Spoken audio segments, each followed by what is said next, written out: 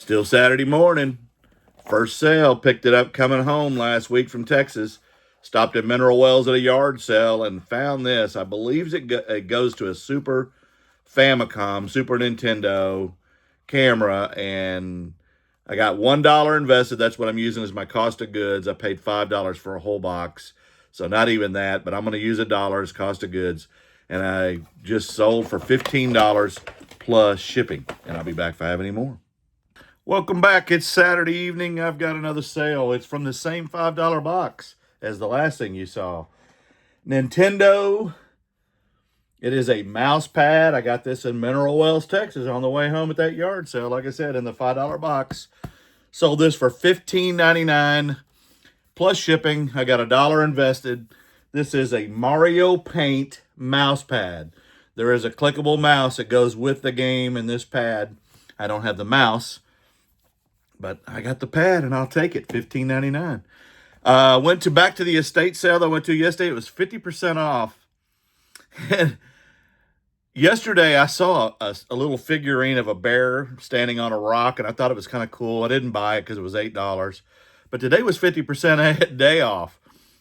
50% off day. My goodness. And I went back in that room and it was still there. But guess what? They had marked it to $16. So it was still $8. So folks, if you're going to run an estate sale and you're calling it 50% off, don't mark the stuff up to double what it was the day before to try to get the same money. Anyway, found a yard sale, bought Midnight Club PS2.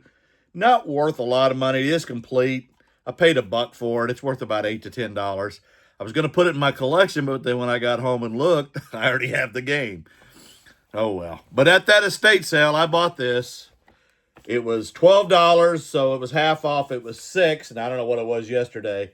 But it is a vintage wood carousel, and normally I wouldn't buy poker chips like this. But 2 boxes of cards. They're brand new and sealed. No big deal there. But I saw the anchor chips that are vintage, and I thought that's all there was, just anchor chips. And then I saw these, and these have little bulldogs on them. And I've never seen those before, but there's a bunch of those in different colors, in blue and white. But those are pretty cool. And I did see some people selling those for like $5 a piece. And I got a bunch of the bulldogs. Not so many of the anchors, but there's in white. And anyway, I paid $6.52 with tax and everything at the estate sale. And if they were just normal chips, it'd probably go for about $30. But I started on an auction at $39, and I got a watcher pretty quickly. So then I added a buy it now to $65. We'll see how it does. But yeah, I'll take it if I sell it. But I think it'll at least sell for the $39. So I'll take that too. I'll be back if I have any more. Man, I'm long-winded. Welcome back. It is Sunday morning still. And I have been listing. I got 10 listings up, all clothing and hats. And I'll probably get another 10 up today if I feel like it. But if not, I got 10 up today. I just sold this. I got this a while back from my buddy Van in a box. It is not anything special as far as games go. They're mostly learning games for the Nintendo DS. And it's in a little Tinkerbell case. Has the styluses. I'm going to use $1 as cost of goods, and I sold it for $14.50 plus shipping. Yep, and I'll be back if I have any more. Go get yourself a Lone Star, the state beer of Texas. Yeah, I'm not a big beer drinker, but I do like the hat. Oh, and it's a hooey, too. If you know, you know. Well, it's 12:30. Oh, I switched hats. I got a message from Karen. She says, hey, somebody in your neighborhood is giving away stuff free from their garage. So I jumped up in my slides, because that's what I'm wearing, and flip-flop for those of you that are older, because I'm young. Yeah, right. Anyway, she said it's free. So I got up there and started talking to the guy, and he's been meaning to have a yard sale, but he just hasn't got to it. And I'm going to show you what I got for free. And we got the jacket. 2 pair of jeans. These are 3830s. These are 505s. Free.